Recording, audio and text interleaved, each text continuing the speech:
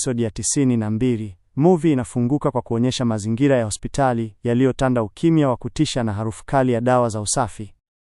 Kiduchu anaonekana akiwa amesimama karibu na mlango wa chumba ambacho Passer amelazwa, uso wake ukiwa umejaa unyenyekevu na mapenzi ya dhati.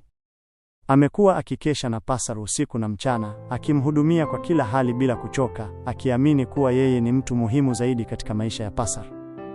Lakini hali ya hewa inabadilika ghafla na kuwa ya baridi pale Kiduchu anapokusudia kuingia ndani, lakini anasita baada ya kumsikia Passer akizungumza na daktari aliyekuwa akimuuguza. Passer, kwa sauti ya kawaida kabisa isiyo na chembe ya shukrani wala heshima kwa Kiduchu, anamwambia daktari, "Huyo binti hapo nje ni dada wangu wa kazi." Maneno hayo yanampiga Kiduchu kama radi wakati wa jua kali. Kiduchu anumia sana kwa sababu ndani ya nafsi yake anampenda sana Passer kwa dhati ya moyo wake na alitegemea kuitwa mke, lakini yeye akamuita ni dada wa kazi. Jambo hilo linamuumiza sana Kiduchu, anajikuta akishindwa hata kupumua vizuri huku akitazama mikono yake iliyochoka kwa kumfanyia Passer kila kitu. Dharau hiyo inamfanya aanze kuona kuwa upendo wake umedharauliwa na thamani yake imepotea kabisa mbele ya Passer. Tunamuona Manyakenda akiwa amesimama na demu mmoja mrembo katika eneo lilotulia. Manyakenda anaonekana kuwa na wasiwasi mwingi, akichezesha vidole vyake huku akijaribu kutafuta ujasiri wa kutoa yaliyo moyoni mwake.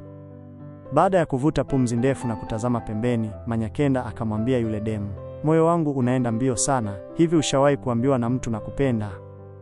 Yule demu akamtazama Manyakenda kwa jicho la udadisi na kujibu kwa utulivu, "Ingio." Manyakenda akazidi kupata presha, akashindwa hata kumtazama usoni. Akauliza tena kwa sauti ya chini, "Kwani ulijibuje?" Demu akamjibu kwa msisitizo, "Inategeana kama nikimkubali au nikimkataa." Basi Manyakenda, akihisi mapigo ya moyo yanazidi kumwendea kasi, na kwa kuogopa kuona majibu ya kukataliwa pale pale, akasema kwa uoga, "Hapa siwezi kuongea, labda nikupe karatasi ukasome." Manyakenda akatoa karatasi aliyokuwa ameificha mfukoni. Yule demu akachukua karatasi ile na kuanza kuondoka, akimwacha Manyakenda akiwa amesimama peke yake, akitetemeka kusubiri kitakachotokea.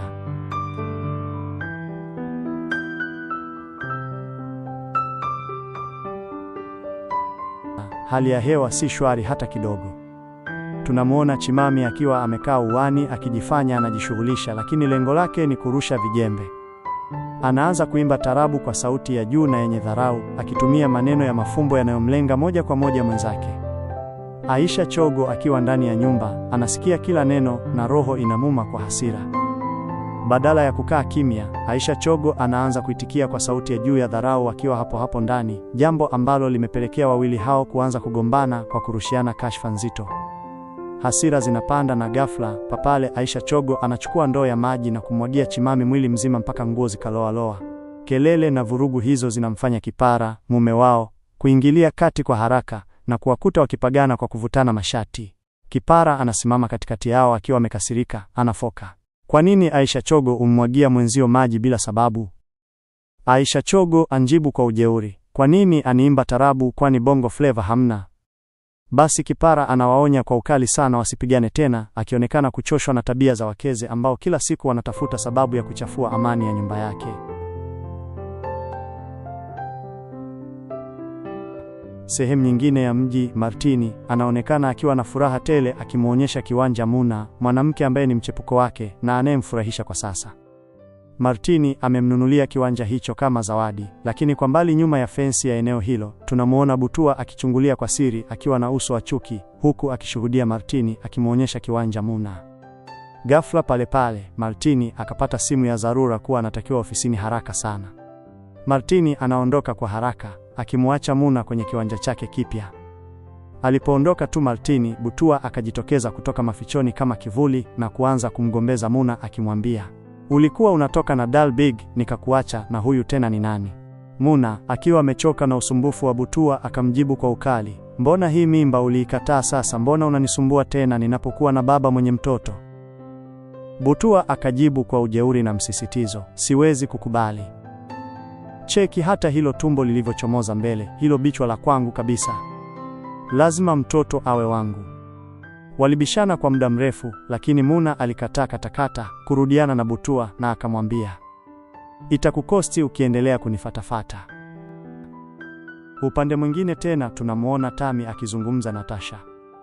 Tasha anaonekana akijaribu kumshawishi Tami achukue hatua nyingine juu ya ndoa yake, lakini Tami anaonekana kuwa na msimamo tofauti na imani kubwa. Tami akamwambia Tasha kwa sauti ya upole, naomba uniache kwa sasa, maana mume wangu Martini pengine atakuwa amejirekebisha. Ngoja niendelee tu kumuomba Mungu wa mbinguni atanijibu. Ila naomba tuishie hapa Tasha. Tami anaonyesha kuwa tayari kuvumilia na kumtegemea Mungu ili kurejesha amani katika ndoa yake.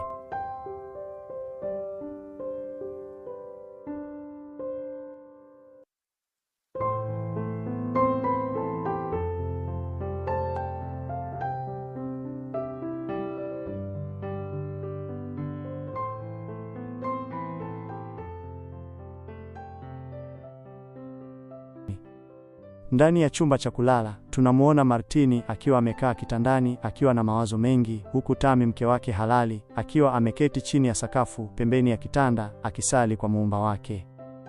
Martini anajaribu kuvunja ukimya akimwambia mke wake, mke wangu, naomba basi uje kitandani tulale, mbona unanifanyia hivyo? Lakini Tami anasimama na kumjibu kwa sauti ya uchungu, mbona ulinifukuza hapo kitandani na ukadai kwamba sina hadhi ya kulalia kinda ambacho sijui gharama yake? Sasa leo unaita kitandani kama nani, na wakati pia uliniambia mimi sio mke wako? Martini anaomba msamaha, naomba unisamehe mke wangu. Tusahau yaliyopita, tugange yajayo, mimi nakupenda sana mke wangu.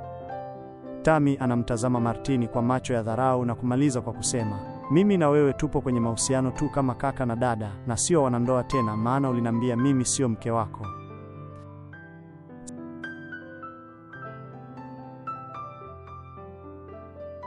Kiduchu anarudi kijijini akiwa na majeraha ya moyoni baada ya Pasar kumkataa na kumtambulisha mbele ya daktari kama dada wa kazi na sio mke wake.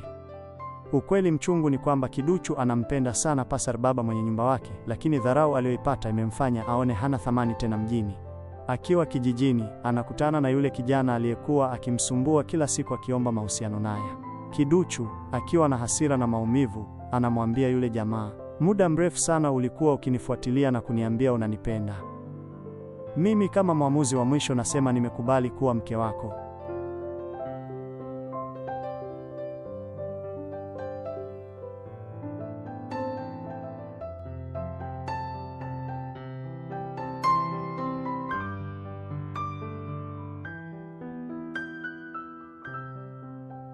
Wakiwa wamekumbatiana, Kiduchu anadondosha chozi la uchungu moyoni mwake. Anajua kuwa amekubali ndoa hiyo kwa sababu ya hasira na maumivu aliyopata kutoka kwa Pasar. Episodi ya 92 inaishia hapo, ikiacha maswali mengi. Je, Pasar akisikia Kiduchu ameolewa atafanyaje? Na je, kweli Kiduchu atadumu kwenye ndoa hiyo iliyojaa maumivu?